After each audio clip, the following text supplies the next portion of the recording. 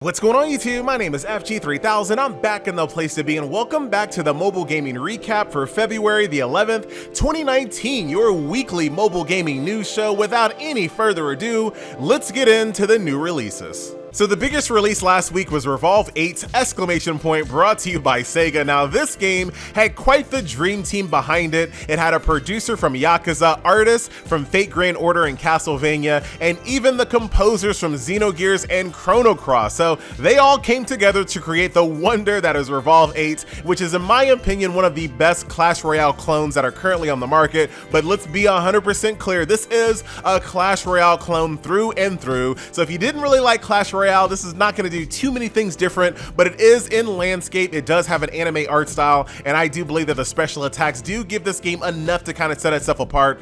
There is one special attack where the character drives a motorcycle all the way across the board and does burnouts on the enemy tower. So very cool art design, very cool characters, and I do highly recommend at least giving this game a try if you have any passing interest in the Clash Royale format. Also released last week was Starlet On Wheels. Now, graphically speaking, this game opted for more of a cutesy and clean and simple art style that I think is plenty enough attractive to get the job done. But one of the biggest draws of this title come from the fully customizable carts as well as tracks. So in this game, you can fully customize your cart from the front, the rear, the wheels, the spoiler, the cockpit, and everything that you change on your cart actually shows up on the cart itself and also has stats. So if you want a cart that specializes in handling or acceleration or top speed, all of that is possible in Starlet On Wheels. But in addition to customizing your cart, you can also create your own tracks from scratch. So like a complete blank slate, and you can go in there and make your own track filled with loop-de-loops, speed boosts, obstacles, whatever your heart desires. And once you're complete, you can upload that track online where other people can race it and they can judge it and give it a score as well. So this is quite the complete mobile kart racer. I was very surprised to see this.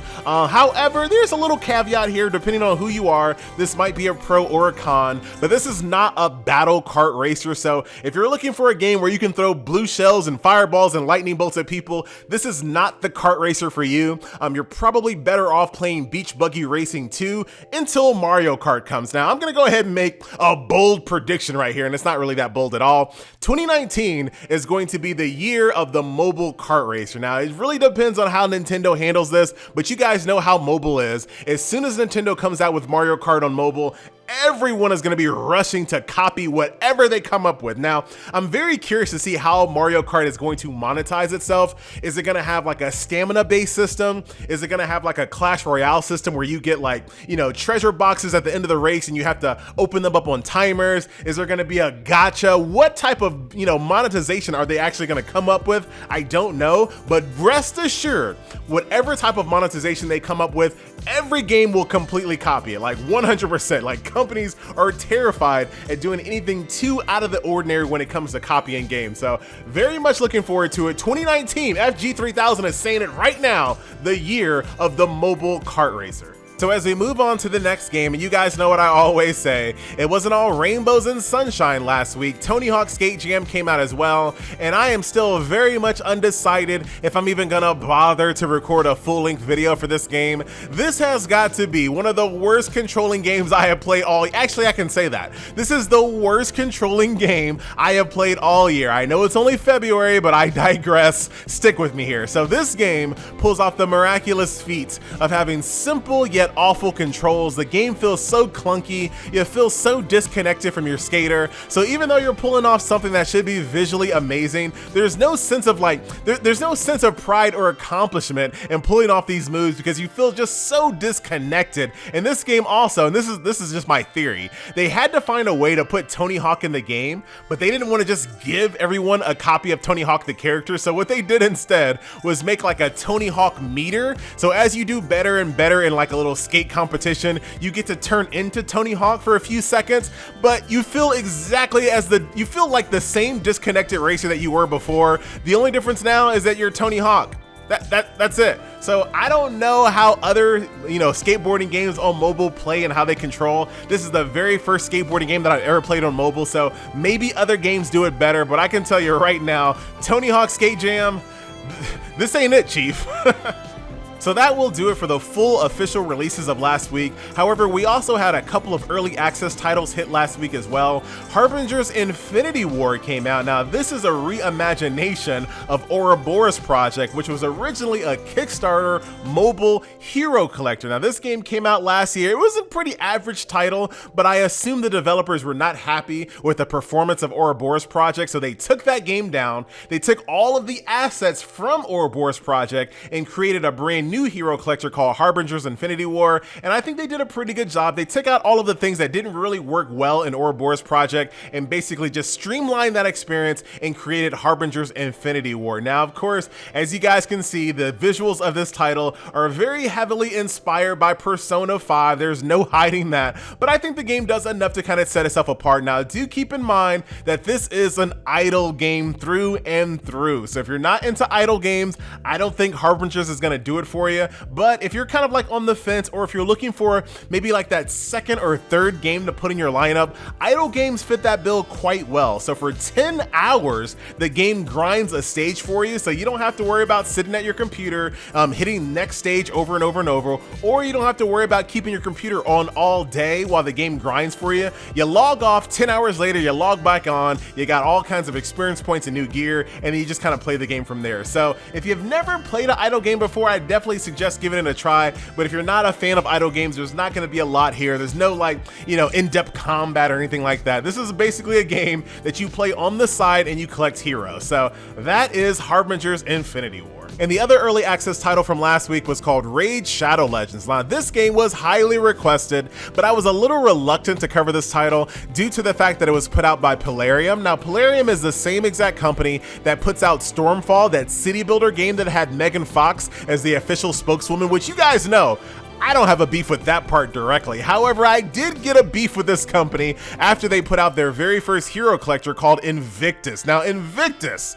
my goodness, this game was terrible. It looked awful, it played even worse, and I was like, how did this company, a company that prints money, put out such a bad title as Invictus? So I didn't really want to play any other games from this company. However, I'm glad I did, because Raid Shadow Legends is actually a pretty good game. Now, this is a game that I would suggest for people that are getting kind of tired of all of the anime hero collectors out there, or all of the more fan servicey hero collectors out there, because this game has more of a serious fantasy art style. So this game reminds me a lot of Age of Magic. So if this is the type of game that you have been looking for, I definitely say give this game a shot.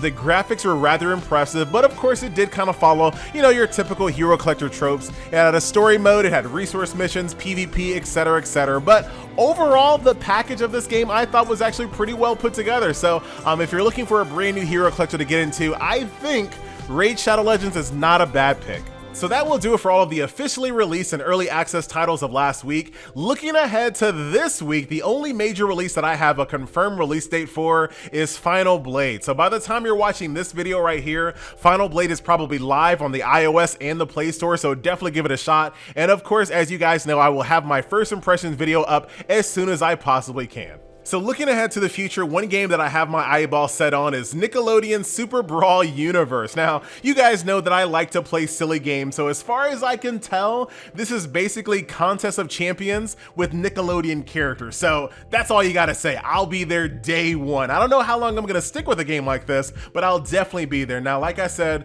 there is no confirmed release date on this title, but as soon as I figure out something, I will let you guys know here on the Mobile Gaming Recap. So stepping away from games that don't have release dates, this one at least has a release window, spring 2019 for the global launch. So this is a brand new Valkyrie game called Valkyrie Anatomia, The Origin. I have no details on what this game is about, how it's gonna play. I have nothing whatsoever. All I can tell you right now is that the Facebook page is up for global. So if you wanna go over there and pre-register, you can as of today. And as I get more details on this game and as we get closer to spring 2019, hopefully more details will be available, and I will let you guys know here on the recap. So that will do it for all of the current and the future releases that we know about at this time. I do recognize that some games have been announced in other regions, for example, like JP, but until there is a firm global release schedule for a game, it is not going to appear on the recap. I'm only going to cover games that have a confirmed global release schedule. There's just way too many games to really concern myself with games that don't even have a guarantee to ever come here. So that is that. Let's move on to the quick hits. So over in the world of Grocer, there's a special event going on called the Dark Contract starring a character named Bozel. Now, in this event, all characters have the opportunity to get themselves a free SSR character. As long as you've been playing the game since launch, you really shouldn't have that much of a problem grinding through this event and getting yourself a free SSR character. Now, if you're brand new and you're starting off at level 1, this event does not end until the 27th, so you have a pretty good opportunity to get in, build power, and get yourself a free SSR character. So highly recommended. This is one of my favorite strategy RPGs on mobile, Grocer, the Dark Contract. And speaking of strategy RPGs, Fire Emblem Heroes is celebrating its 2nd year anniversary. So this is a good opportunity for you to get back into the game and get yourself 2 5-star special heroes. One Piece Bounty Rush by Bandai Namco has its very first event called Whitebeard's Pirates. This event comes along with a special summoning banner for Whitebeard, and it also has some login campaigns as well. This game, as a side note, has a very active Facebook community team as well, which is very surprising coming from Bandai Namco, but it looks as if since the relaunch, this game has a newfound lease on life. Staying with Bandai Namco, Dragon Ball Legends has an event going on right now, login campaigns with the Lunar New Year, and an opportunity to get yourself a copy of the youth version of Trunks. And the last bit of Bandai Namco news is One Piece Treasure Cruise is celebrating its 4th year anniversary, and along with that comes with some login rewards, some co-op mission bonuses, along with a social media campaign as well. So you got options over here in the One Piece land. Us Naruto fans, we ain't got nothing, but you One Piece fans, you got 2 games now. Enjoy. And the final quick hit of this episode goes to Epic 7 and their brand new side story called The Shining Star. This event is going to last all the way until the 20th, and it introduces a brand new pop star waifu. Do I have to say anything else? That should do it. So once again, my name is FG3000. Thank you so much for watching, and I will see you guys on the next recap. Later.